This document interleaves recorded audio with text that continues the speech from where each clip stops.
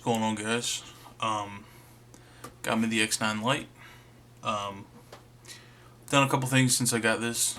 One is I put the Grand Lotus stick-ins. I had these on my Taranis G9X. I love them, so I just put them on this. Also stole the kickstand that was on the Taranis G9X.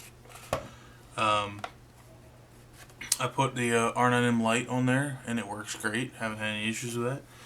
And something I just did last night was I installed my own custom splash screen, which I went back and revised this. So this video is actually going to show you how to put a new splash screen on there, because this one I don't like the text in it. But yeah. Welcome to OpenTX. Got my diesel FPV splash screen, and we're going to go into installing a new splash screen on this. So let's get started.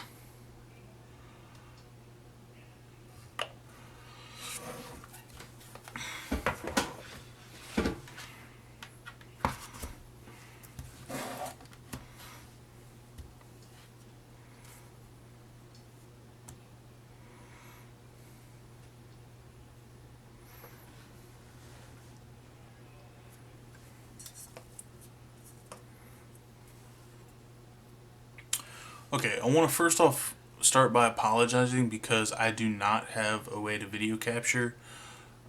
This is actually just a Windows tablet that I use this specifically for FPV. If you noticed all my icons up there, they're just FPV stuff. But so let's open up OpenTX Companion.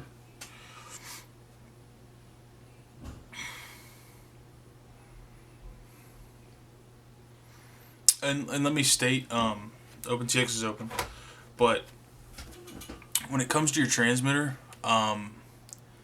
you will want to have your SD card. I mean, I don't think you have to, because I think you can drag the firmware out of the controller file itself, but I'm going to drag the firmware off the SD card when I go into OpenTX, and I'll show you how to do that. So go ahead and plug your USB into the computer. And then you want to first put your transmitter into bootloader mode before you actually plug it in. So you want to take your two trims here and pinch them together, and then the power button. And then it opens up into bootloader mode. Once you get into bootloader mode,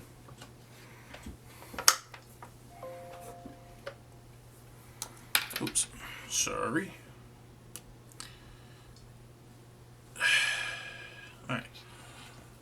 You want to go ahead and plug it into the USB on the bottom of the controller. And your controller will begin to say connecting. You can just set the controller off to the side for right now. Alright. So now on the computer, as you can see, the transmitter is connected. You want to go to the Write Firmware to Radio tab. And there's the USB drive, which is the SD card on the transmitter. So go to Write Firmware to Radio.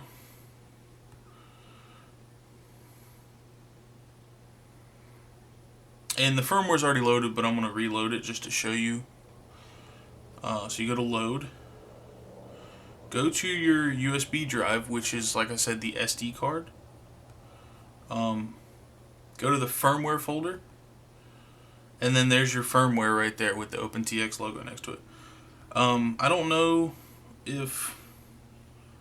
No, I wouldn't trust that. I used the SD card, firmware folder, firmware. This is the updated firmware from FrSky, just to let you know. Go ahead and just open that firmware. And then when you get to this page, don't mess with anything else, because that's literally the stock firmware settings that are on the transmitter already. Go to Use Another Start Screen, the little tab right there. Once you click on that, it'll open up, and then here's all my splash screens I have. As you can see, I have, and by the way, the splash screen size on this transmitter is identical to the QX7, so if you go on to OpenTX, and you go to the splash screen downloads, go to the 128 by 64 pixels, which is the QX7 ones, And then as you can see, I got the confused eyes, the angry eyes, the like dog bite teeth, and the pilot warning. And then I have my ones I've custom made, which the one I have labeled as bitmap 4 is the one that's on there now, but bitmap 5 I did a much nicer looking text, so that's what I'm gonna actually put on there right now. So we'll open that up. As you can see, it loaded in. Now the firmware is right, my splash screen's right, we'll write the transmitter, and this only takes a couple seconds. It's not very long.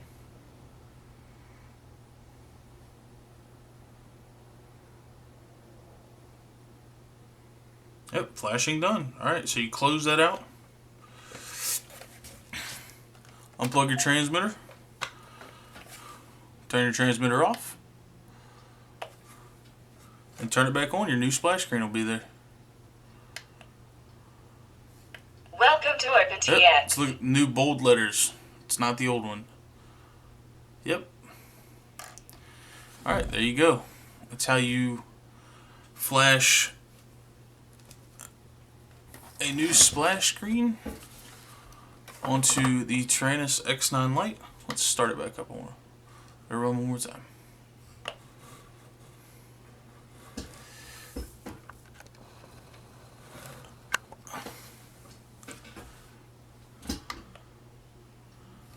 Welcome to OpenTX.